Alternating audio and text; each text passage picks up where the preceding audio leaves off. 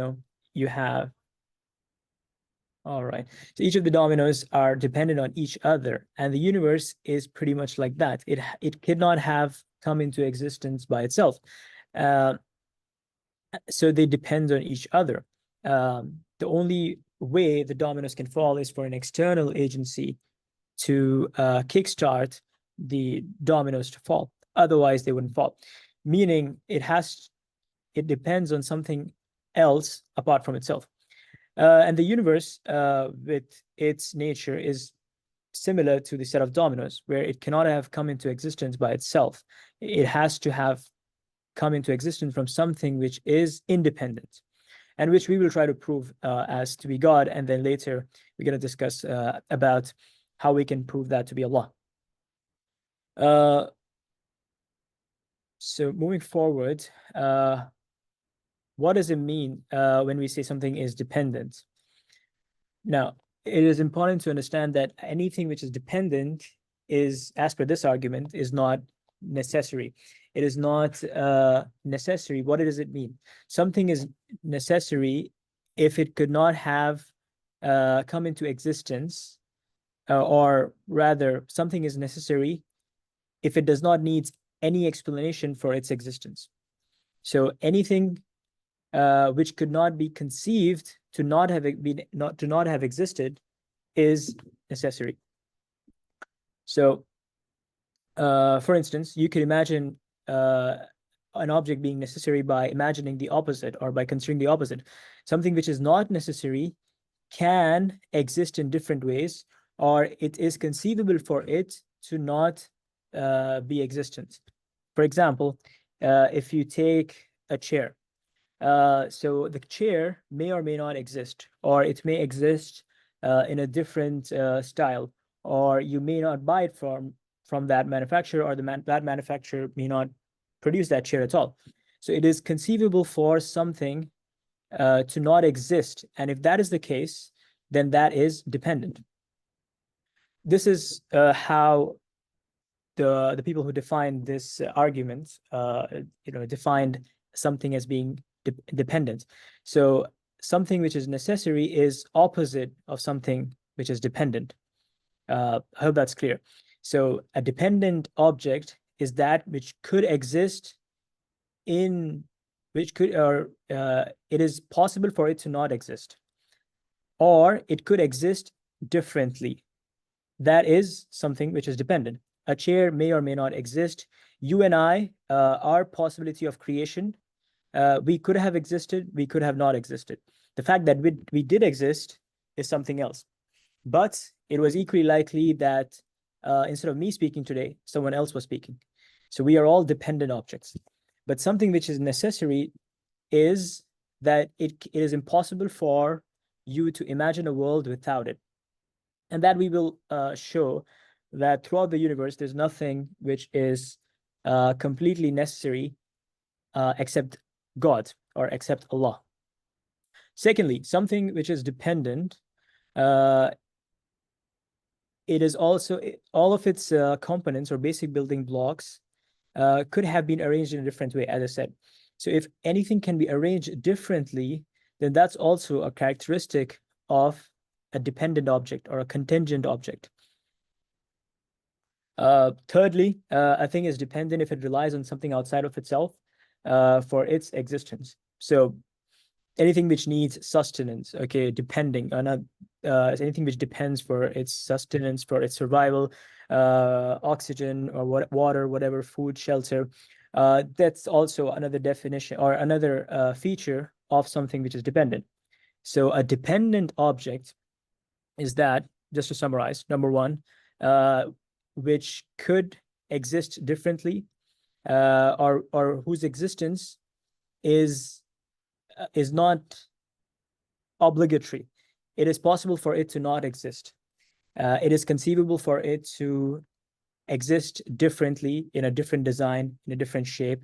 It is also dependent on other factors or other dependent stuff like food and water, oxygen and shelter. So that defines objects which are contingent. Now, the argument is that all of the things in the universe are these dependent objects. So if dependent objects cannot create themselves, and this is where you would want to link it to the Quranic arguments of that dependent objects cannot come from nothing. So that's why they have to have an external force in the form of a necessary existence, which you can prove that it is Allah, first that it is God, and then that it is Allah. And of course, with regards to things being dependent, Allah subhanahu wa ta'ala is independent, as the ayah mentions. Why do you worship those instead of Allah, that which does not benefit you or harm you, that which cannot protect you, and so forth. Finally, another feature of a dependent thing is that they have limited physical qualities. They are finite in shape, size, color, temperature, and so forth. And that's another feature of a dependent object. Now, it is reasonable to assert that all things with physical limited qualities are finite. So there must have been something prior that was responsible for those qualities. So the idea is this, that dependent objects cannot be the source or cannot come from dependent objects, because if that is the case, then you have the problem of the set of dominoes having an infinite regression, meaning that if the set of dominoes all depend on each other to fall, then the set of dominoes will never fall.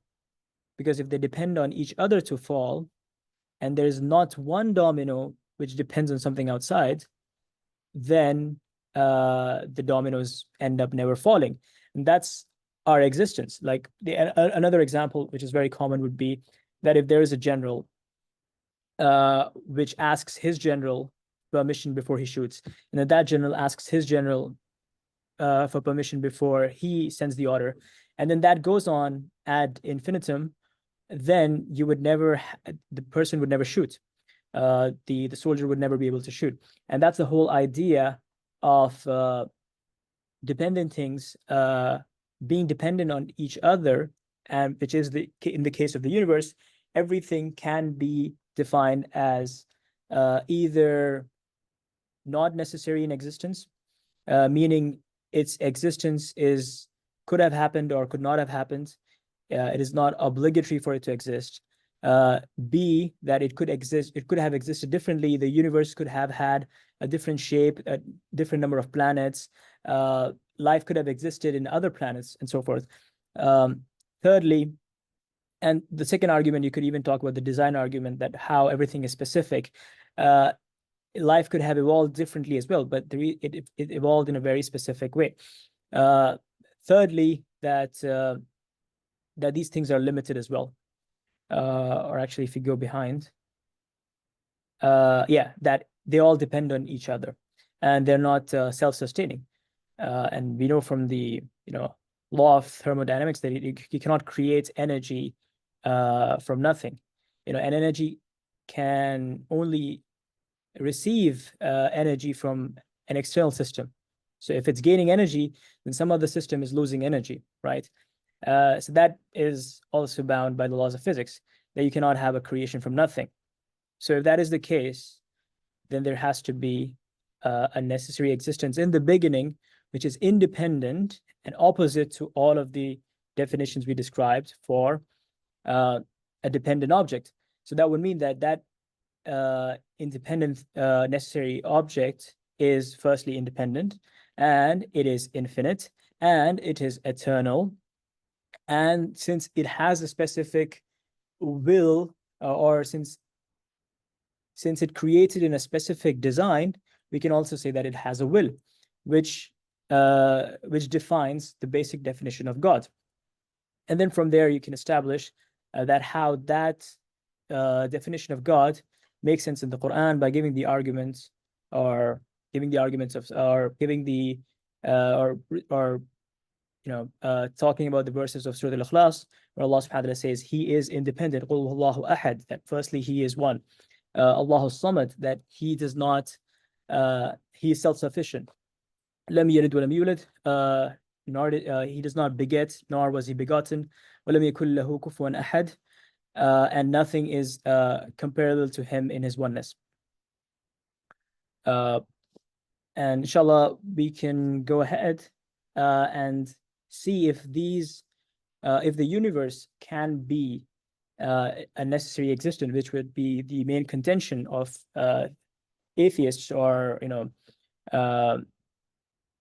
they would say that the universe is the necessary existence in this case, because obviously we cannot have a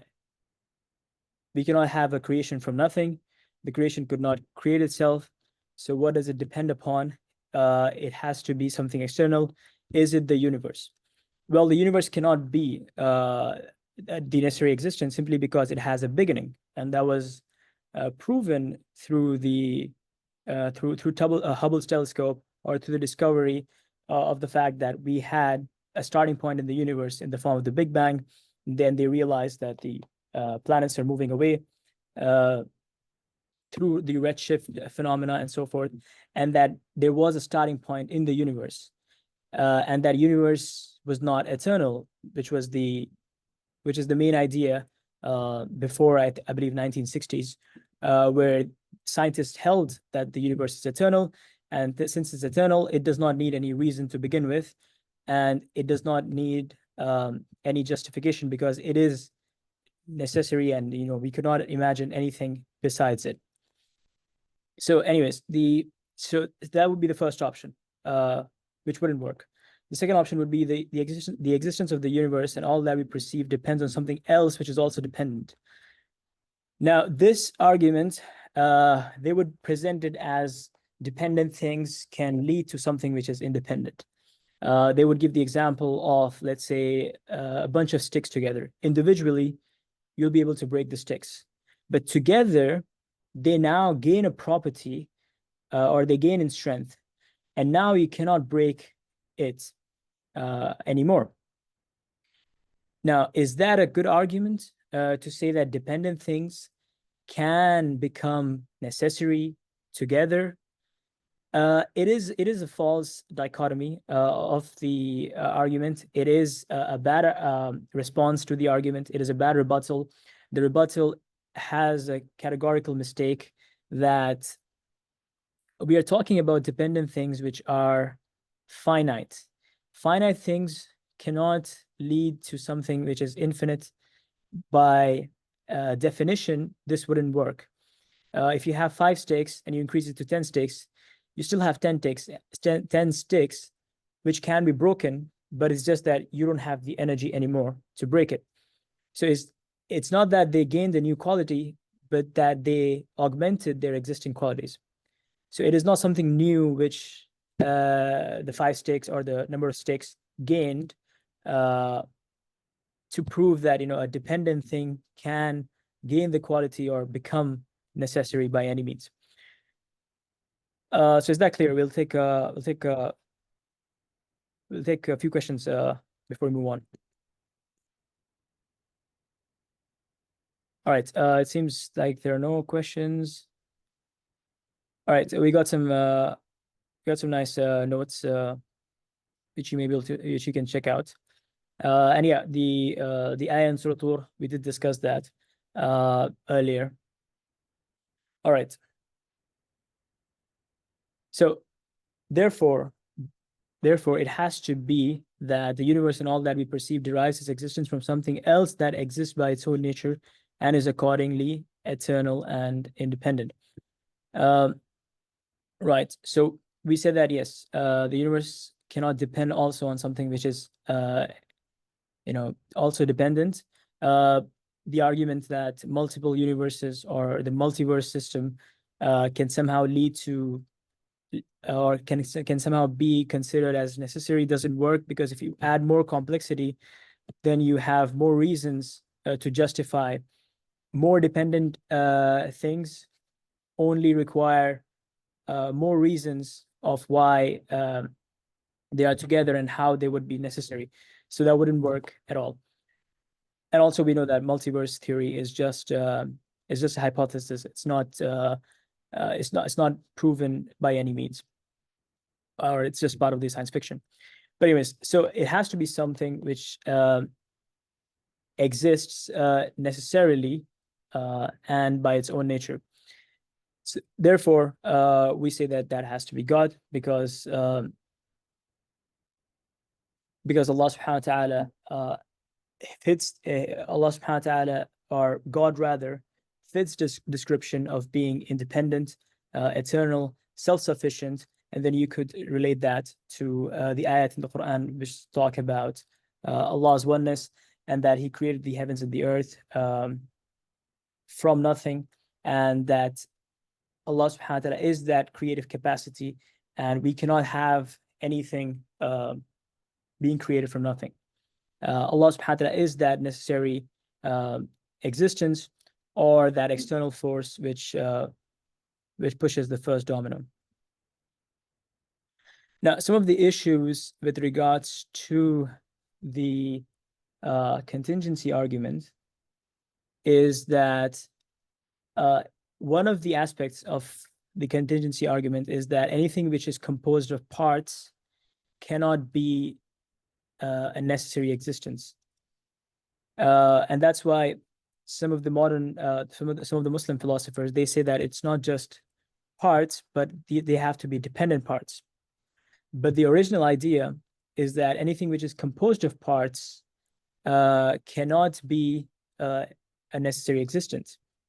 And we know that there are attributes of Allah subhanahu wa ta'ala, and people always try to conflate or misunderstand the attributes of Allah subhanahu wa ta'ala, and say that you cannot have or the necessary existence cannot be Allah, because Allah subhanahu wa ta'ala has a yad and a wajh, which we all believe in, and Allah subhanahu wa ta'ala has a arsh, that there is a scale, and there is the kursi of Allah, and that these attributes, or the yad of Allah, the wajh of Allah, the shin of Allah, that these attributes point to Allah subhanahu wa ta'ala having composed, na'udhu billah, of parts which lead to, or which according to them is not the definition of a necessary existence.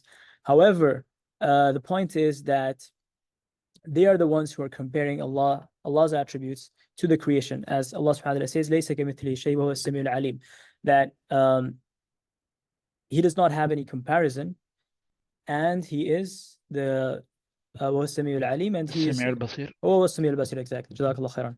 هو السميع البصير, and He is the all-seeing and the all-hearing and the all-seeing. So the seeing of Allah and the hearing of Allah, although the humans see as well, and the creation sees, the creation hears, but that hearing and that seeing is very different, and we do not compare that to the creation, which is also the case in this definition. The necessary existence is different than the contingents. Right. So some of the issues might be that equating necessary existence with Allah may have some problems when discussing this with atheists. So it is best to point them out that our source of knowledge is revelation, and we cannot imagine Allah subhanahu wa ta'ala by our minds. Allah subhanahu wa ta'ala is beyond our comprehension, and some of the aspects of Allah, the true interpretation and the true meaning rather of those, are only known with Allah subhanahu wa ta'ala. And as the Quran, as the ayah mentions, وَلَا تَقْفُ مَا لَيْسَ لَكَ بِهِ عِلْمٍ, do not say that upon which you have no knowledge. And truly, with regards to the reality of Allah, we do not have any knowledge, nor can we comprehend every aspect of it. And that's why you have the statements of the Salaf, where they had reported the ayat and the ahadith regarding the Asma Sifat as they had come, as the Salaf mentioned. So, right.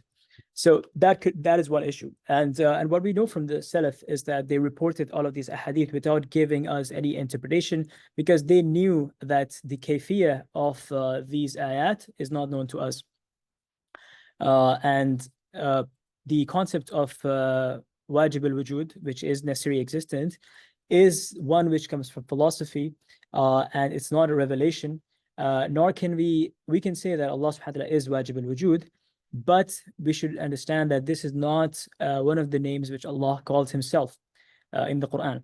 So it is more appropriate for Allah to be known as As-Samad and Al-Ahad and so forth, and Al-Khaliq and Raziq and so forth.